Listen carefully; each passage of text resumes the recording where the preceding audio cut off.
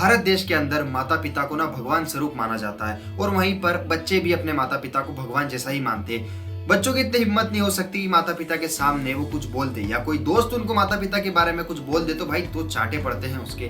तो हमारे भारत देश में कुछ ऐसा देखने को मिलता है। लेकिन यूट्यूब पर एक शो आता है इंडियाज गॉट टैलेंट नाम का, जहां पर लोग अपनी बेइज्जती कराने के लिए जाते हैं। शायद उन्हें उनसे ज्यादा पैसा मिलता हो या पॉपुलैरिटी मिलती हो, लेकिन खुद की बदनामी करा के वो लोगों को हंसाते हैं। और वो हंसाते भी है तो वल्गरिटी से, डबल मीनिंग से, सब कुछ अलग तरीके से हंसाने का काम। वहीं पर आपको इंडियाज गॉट टैलेंट के हर एक नए एपिसोड में कोई नया बंदा आ जाता है, कोई नया कंटेंट क्रिएटर आ जाता है और वो उसका जलवा दिखाना चालू कर देता है। देखो ये इंडियाज गॉट टैलेंट जो शो है, ये यूट्यूब का इतना बड़ा शो है कि इसके हर वीडियो के कम से कम 40 से 50 मिलियन व्यू तो कहीं नहीं जाते, आ ही जाते। वो क्यों आते? क्योंकि ऑडियंस ही वो देखना प्रेफर करती है।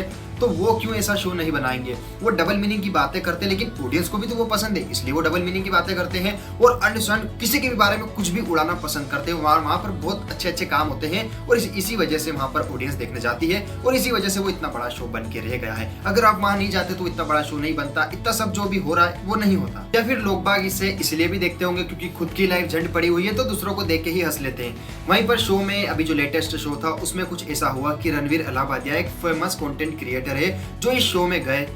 उस शो में जाने के बाद फिर अलाहाबादिया के मुंह से एक बहुत ही गंदा कमेंट निकला माता पिता को लेकर, जो सच में बहुत ही वाहियात था। अब उसके बाद वहां पर बैठे ऑडियंस को तो वहां पर तो मजा आया, वहां पर तो तालियां पीटी, खुद बाका फाड़ फाड़ के हंसे। लेकिन जैसे ही बाहर निकले उन्होंने बत्ती चली कि यार ये सही नहीं है। उन्होंने विवाद चालू कर दिया इसका। ये विवाद इतना ज्यादा बढ़ा दिया कि हर सोशल मीडिया पे इसी की बात हो रही है कि रणवीर अलाहाबादिया ने ऐसा क्यों कहा। और हर स्टेट का जो बड़ा बड़ा मेंबर है, कुछ स्टेट्स का, उन्होंने एफआईआर भी दर्ज करा दी है इन 4-5 लोगों के खिलाफ जो भी उस शो के अंदर थे, और अरेस्ट करने की भी बात चल रही है। पार्लियामेंट ने शो को देखते देखते ये भी कहा है कि हम पिछले जो कुछ एपिसोड है इंडियाज गॉट टैलेंट के, उनको भी अच्छे से चेक करेंगे क्योंकि उनमें भी कोई मसला तो नहीं है। उसके बाद समय रैना ने वो सारे वीडियो डिलीट कर दिए, मुझे चैनल सर्च करने से भी नहीं मिल रहे और आपको भी नहीं मिलेंगे। उसके बाद आशीष चंचलानी ने, समय रैना ने माफी मांगी है कि मेरी वजह से बहुत दुख हुआ है, मुझे ये सब नहीं करना चाहिए था और मेरे परिवार को भी ये सब हो रहा है और मेरे फॉलोवर्स को भी दुख पहुंच रहा है, तो ये सब माफी मांगी। लेकिन रणवीर अलाहाबादिया के साथ बहुत ज्यादा बुरा हो रहा है। वो खुद को गिल्ट महसूस करा रहे कि मेरी वजह से समय रैना का शो बंद हुआ है और सारे वीडियो डिलीट करने पड़े और मेरे जो कुछ शब्द की वजह से ही इतना सब बोलबाला हो गया है। तो वो खुद भी गिल्ट में है। अब उन्होंने ये काम करा है तो भुगतना तो पड़ेगा। और अब क्या पता कोई उनके शो में जाए कि भी नहीं जाए। उनका जो यहाँ पर था ना लेवल रणवीर अलाहाबादिया का, वो पूरा नीचे गिर गया है। अब शायद उनको कोई देखना भी पसंद ना करे, लेकिन क्या कर सकते हैं, क्या होगा वो तो पार्लियामेंट डिसाइड करेगी। लेकिन मैं अगर ईमानदारी से बोलूँ तो मैंने इंडियाज गॉट जो लेटेंट चैनल है इसके जितने भी एपिसोड है मैंने उनमें से एक भी एपिसोड नहीं देखा है। मुझे तो ढंग से मालूम भी नहीं थी, वो तो अभी कंट्रोवर्शियल चल रहा है इसलिए मालूम पड़ेगी।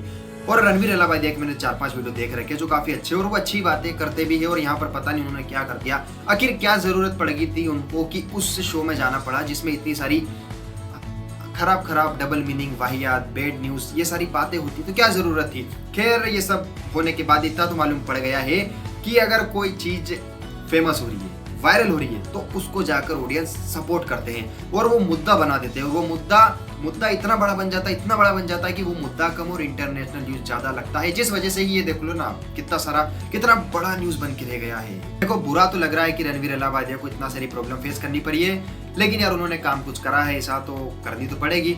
वैसे मुझे जहां तक लगता है ना, उन्होंने माता पिता को लेकर जो कमेंट करा है वो उन्होंने इस इंटेंशन से तो बिल्कुल नहीं करा होगा कि किसी सामने वाले को बुरा लगे। वो सिर्फ हंसाने के मुद्दे से ही उन्होंने करा होगा, बाकी उनके मुंह से निकल गया। अब जो करना है वो तो पार्लियामेंट डिसाइड कर ही लेगी। बाकी सबके इस पे अलग अलग ओपिनियन है, कोई क्या कह रहा है, कोई क्या कह रहा है। ये था मेरा ओपिनियन। अब आपको वीडियो कैसा लगा सब छोड़ो, मिलते हैं अगले वीडियो में, तब तक के लिए बाय।